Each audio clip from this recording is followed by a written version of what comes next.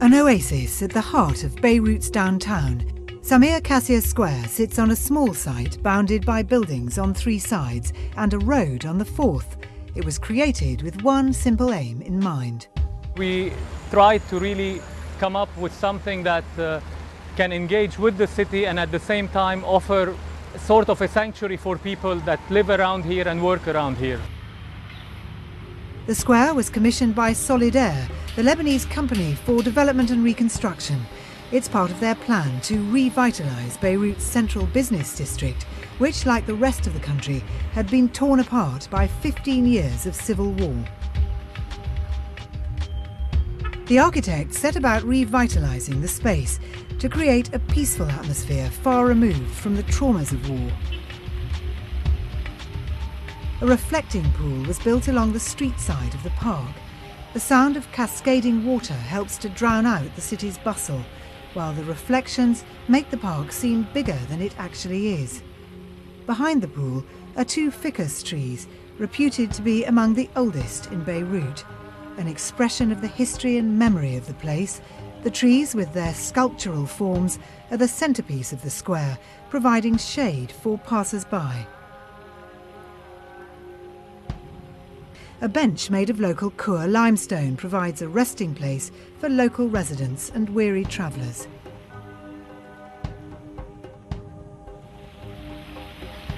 And while the square is certainly eye-catching during the day, it's even more dramatic at night. The site was originally called Square 4, but was renamed after the assassination of the popular columnist and intellectual Samir Casia. So the square is now a part of the city's ongoing history, as well as a space for people to step outside their daily lives.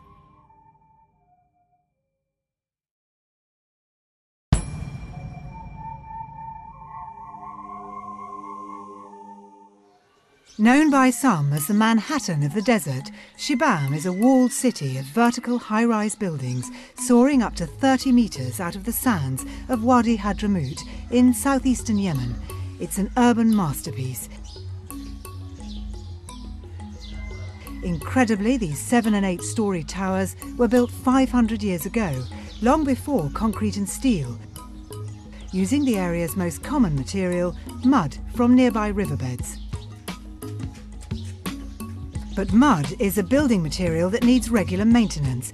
Even in Yemen's arid environment, mud brick construction can become fragile if left unchecked for long periods. With many of Shibam's inhabitants leaving their homes in search of a more convenient lifestyle, a large number of buildings were suffering the effects of abandonment. Shibam was on its way to becoming a ghost town, its labyrinthine streets and lanes wind-blown and empty. A magnificent slice of Yemen's culture at risk, quite literally, of crumbling to dust. But over the past 20 years, a number of agencies and individuals have committed time and resources to restoring Shibam, not as a museum for tourists, but as a living city. The most recent of these programmes is the Shibam Urban Development Project, established in the year 2000. Co-financed by the governments of Yemen and Germany, the project started with an ambition to show that restoring heritage is one of the best means of bringing benefits to Shibam's inhabitants. The Shibam project has already repaired and restored nearly 200 houses. Some have had windows replaced, some entire roofs or frontages. The results are plain to see. What we have been able to achieve over the last few years is not simply an improved housing stock, but the fact that people's attitude towards the city has changed. What has been achieved more than the bricks and mortar and mud renders is the fact that people themselves believe in it.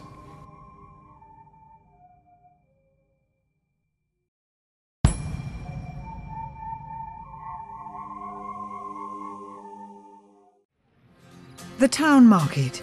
It's a familiar sight across Africa, but one that's fast disappearing. Regional towns the world over are battling an exodus as their populations drift to the big cities. And Kadugu, 100 kilometres west of Burkina Faso's capital, Ouagadougou, is no exception.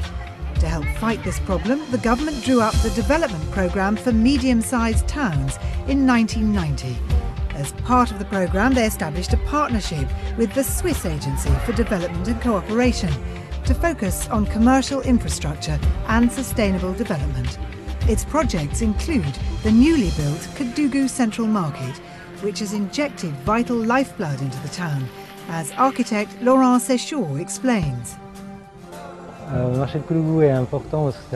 The market at Kadugu is important because, first of all, it's the economic lungs of the town.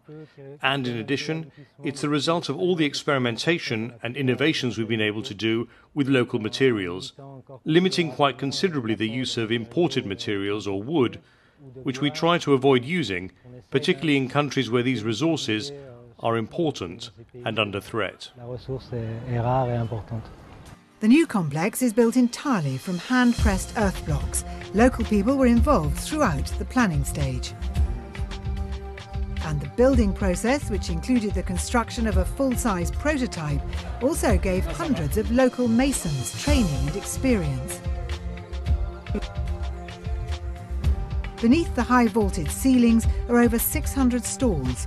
The stalls incorporate benches with lockers, allowing the stall holders to store merchandise overnight. Beyond the stalls are almost 1,200 shops. Each shop is accessed by lockable cantilevered metal doors, which, as well as providing security, act as awnings when open.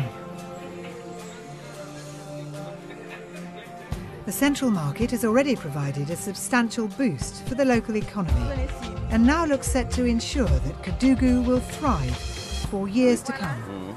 Voilà, ok, à la prochaine. Merci.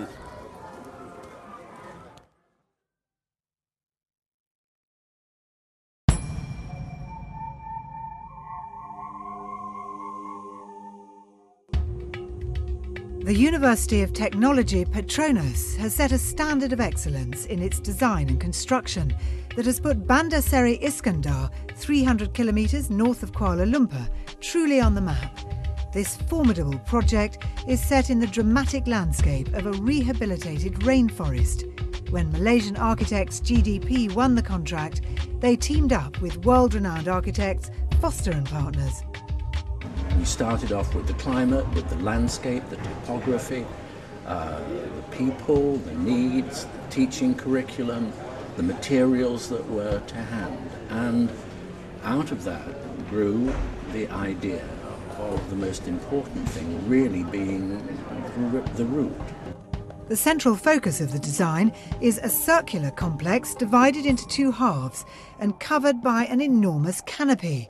Supported by slender poles at 4 stories high, the canopy defines the campus. All the people that visited the building felt that this building has created a sense of belonging, a sense of wonderfulness that can happen in this part of the world. On one side of the complex stands the glass-fronted library, 4 stories high, with soaring open spaces. Equally striking is the auditorium on the opposite side of the square. Although ultra-modern, the buildings are subtly detailed with traditional elements, retaining a cultural connection with the country. The geometrical patterns inspired by traditional textile designs. The canopy leads off from the complex to covered walkways, which provide invaluable shade between the faculty buildings. And all around the canopy, landscaped gardens provide a stunning contrast to the modern buildings. For the university's students, it's more than just a place to study. It's a place to be inspired.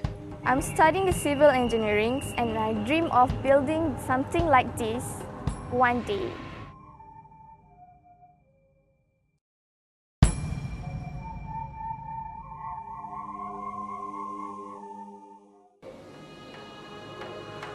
The Amira Madrasa, a 500-year-old complex containing a mosque, a religious school and the private living quarters of the Tahirid Sultan Amir, in the town of Radar in southern Yemen, is one of the richest, most complex examples of formal Islamic architecture in the world today. Courtyards, galleries, teaching and prayer rooms stretching over 3 floors. Yet its freshness and beauty belie the fact that just 25 years ago it was a crumbling ruin. It would have remained like this had not archaeologist Dr. Selma Al-Radi stumbled upon the building in 1982. I went down there and I took one look at this building and I said, this can't possibly fall down, you know? It's just not possible. We have to save this thing. Dr. Al-Radi managed to raise the funds needed from the Dutch and Yemen governments. Many walls needed rebuilding, and the madrasa's badly cracked roof, originally protected by a special waterproof mortar known as Kadad, was leaking. This presented a special challenge. Kadad had been used for centuries, but abandoned with the advent of cement. No one could remember exactly how it was made, so an ancient technique had to be relearnt through painstaking trial and error. Intricate carved stucco decorations were reconstructed using the fragments and designs that were still intact. In the prayer hall, 660 square metres of stucco panelling had disappeared beneath centuries of gypsum and lime washes. One of the last and most spectacular stages of the Amira project was the restoration of ancient wall paintings on the domes and upper walls of the prayer hall. But the benefits of the restoration work went beyond the building itself. The 25 years of painstaking work trained builders and conservators in traditional techniques, an invaluable legacy for Yemen as a whole.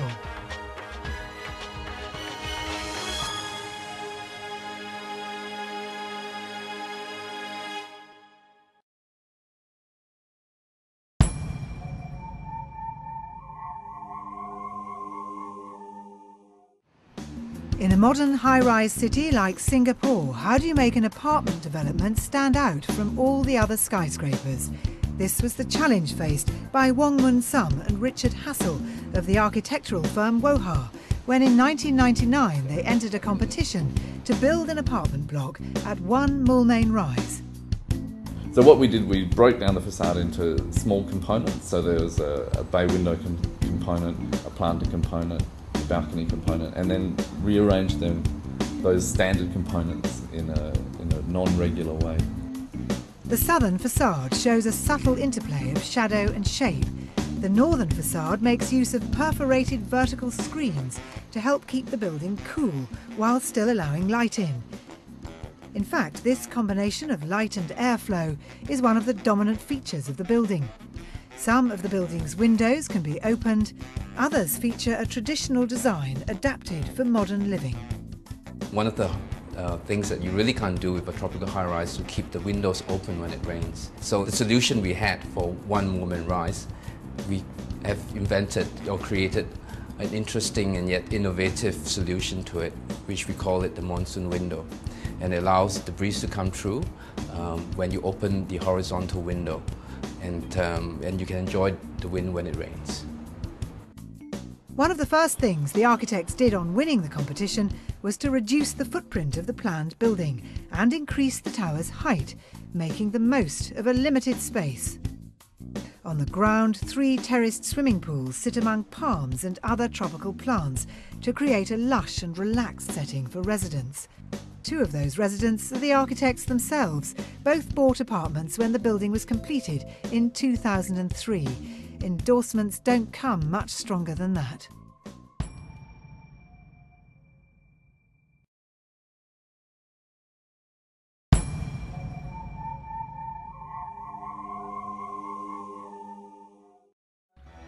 Serene, powerful, ancient, modern.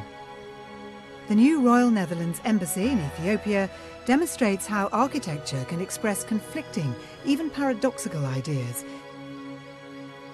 The embassy is a physical manifestation of the relationship between 2 countries, and to reflect that, the Dutch architects Dick van Gameren and Bjarne Mastenbroek wanted to draw on more than just their European heritage. We tried to make something that is really respectful to the country. It doesn't simply import some ideas or concepts from the West, but really took Ethiopian culture in a way as a point of departure. The main building lies half buried in the landscape, just like the traditional architecture which inspired it. By making this connection between the landscape and architecture, we built into the earth, like with the Lalibela churches that were literally excavated from rock.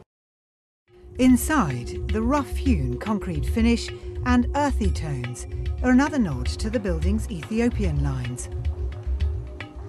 While the strong jutting cantilevers are a favourite of modern Dutch architecture, and the roof is designed to remind one of a Dutch landscape. You get the real Dutch polder landscape of the dry parts and in between the ditches filled with water.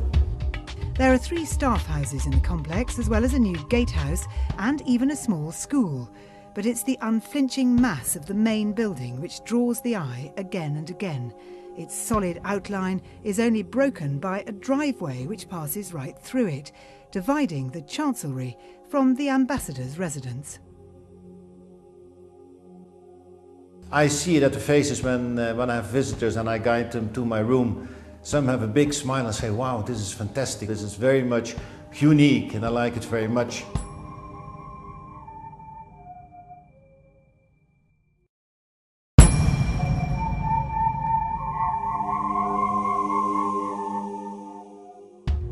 The Cypriot city of Nicosia boasts a rich and diverse array of architecture, but its rich cultural heritage was blighted by the conflict between Greek and Turkish Cypriots, which saw the island divided in 1974. Nicosia is now the world's last divided capital. The impact of the division on the city's inhabitants and its urban fabric has been mitigated as a result of a meeting of the Greek and Turkish representatives of Nicosia in 1979. At that time it was impossible to even think that this thing would happen. I mean, having a Greek and a Turkish Cypriot in one house eating together, you know.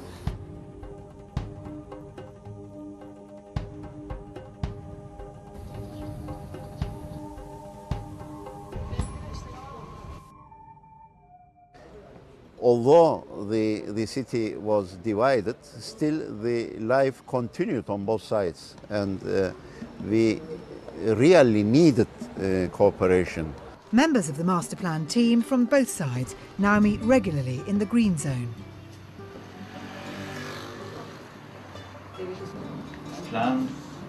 We realize that this heritage that we have in the old city belongs to all of us. That's why we gave all the priority to the cultural heritage, because we consider it's the real asset of Nicosia. Initially, its work focused on 2 areas on either side of the buffer zone. Since then, dozens of other projects have begun on both sides. Buildings and streetscapes have all benefited and been brought back to life.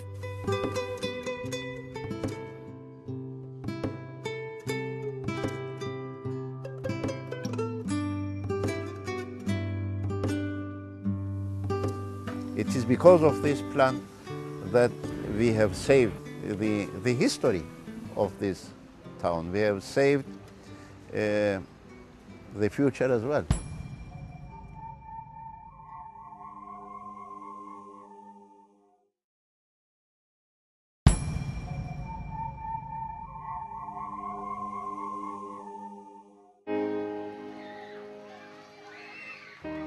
The remote village of Rudrapur in Bangladesh has a very special school building.